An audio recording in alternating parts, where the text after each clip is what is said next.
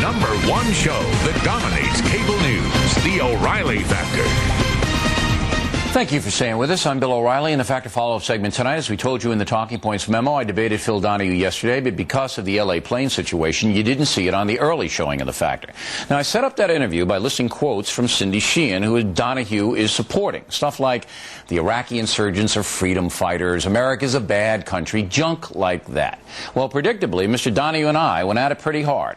Take a look. So I'm assuming you don't support all her positions that I just Let's understand what's happening here. Once again, we have a woman who got to be just a little too famous for the people who support this war. A minority of the American population, by the way. And so the effort to marginalize this woman is underway, and you're helping out. I'm the leader of the pack. I'm the leader of the pack. First of all, Cindy Sheehan is one tough mother. And nothing you say or anyone else are going to slow her down. No, that's fine. She has a right to do that. You can't hurt her. She's already taken the biggest punch in the nose that a woman can take. She's lost a son. Oh, okay. She's lost a child. But look, I'm not putting words in her mouth. By the way, she is going to be at the center of one of the largest rallies since the Vietnam War.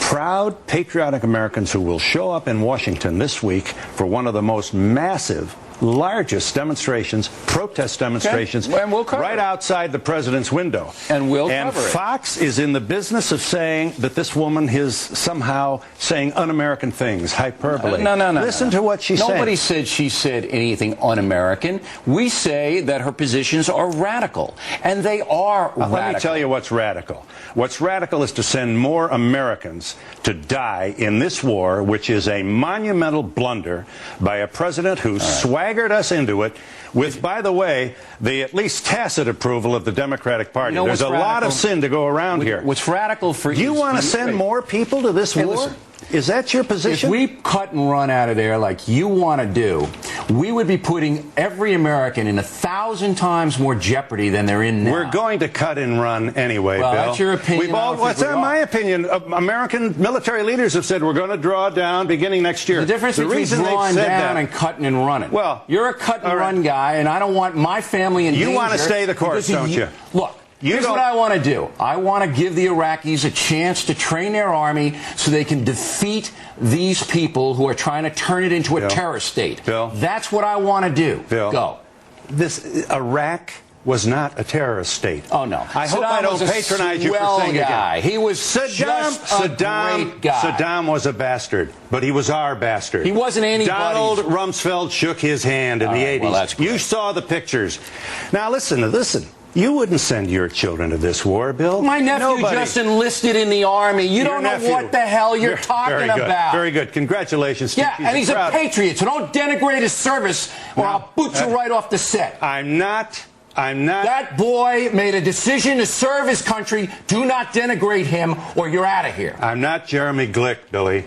That's right. You're a little bit more intelligent than I'm not somebody you can come and just spew all Don't tell me I wouldn't send my kids. Loud doesn't mean right. My nephew just enlisted. You don't know what you're talking about. Your nephew is not your kid. He's my blood. You are part of a loud group of people who want to prove they're tough. And send other people's kids to war to make the case. You have no clue about how to fight a war on terror or how to defend your country. You are clueless. So is Ms. Sheehan. And for Ms. Sheehan to say that the insurgents have a right to kill Americans and you're shaking her hand, you ought to just walk away. How many more young men and women are you going to send to have their arms and legs blown off so that you can be tough and point at people in a kind of cowardly way? Take people like Jeremy Glick, who comes on in memory of his parents, and you go off on him like a big bully. Billy, you have to Mr. Donahue, with all due respect. Have you apologized to him for that? Baloney. Jeremy Glick came on this program and accused the President of the United States of orchestrating 9/11. That's what he did. After 9/11 happened. Do you know what the pain that brought the families who lost people in 9/11? This war. You buy into left-wing propaganda, and you're a mouthpiece for it. Go ahead. This war is not fair to the American troops. This war is unconstitutional. This war turned its back on the people who framed the most fabulous document in the history of civilization. I speak of the United States Constitution. All right. Why isn't the Democratic Party speaking that way? I'm sorry that it isn't. I am. But let's understand something. Are we all so misguided? Excuse me. 21 Democrats in the Senate voted against this war, as well as Jeffords, an independent, and may the Lord shine his blessings down upon Lincoln Chafee. I'm going to say something. I'm almost finished, Billy. I'm going to give you the last word. Almost finished.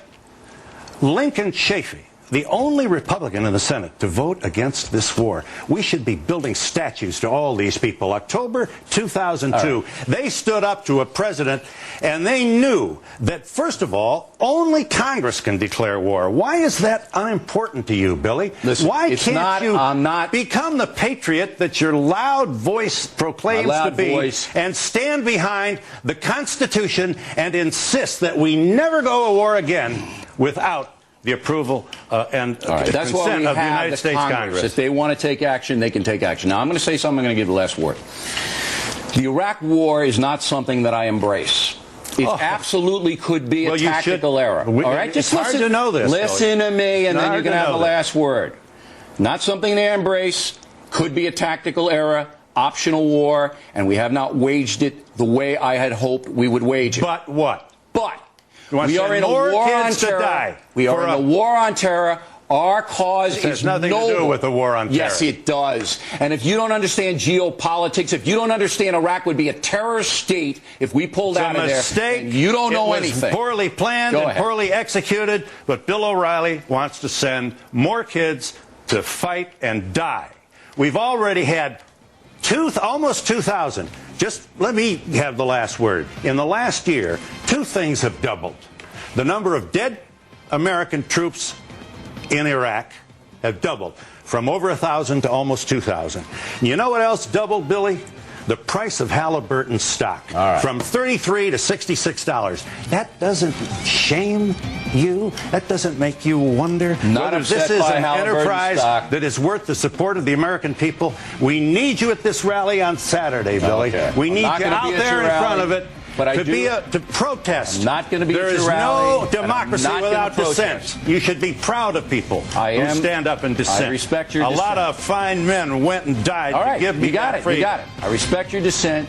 I think you're way off in your analysis. You want to send more people to die in Iraq? Is that your want to win the war in Iraq? Win. What does win mean? Means tell me those what win people means. have a chance at democracy. I got to go. How long is that going to take? I got to go. How long is that going to take? Those people deserve a chance at freedom.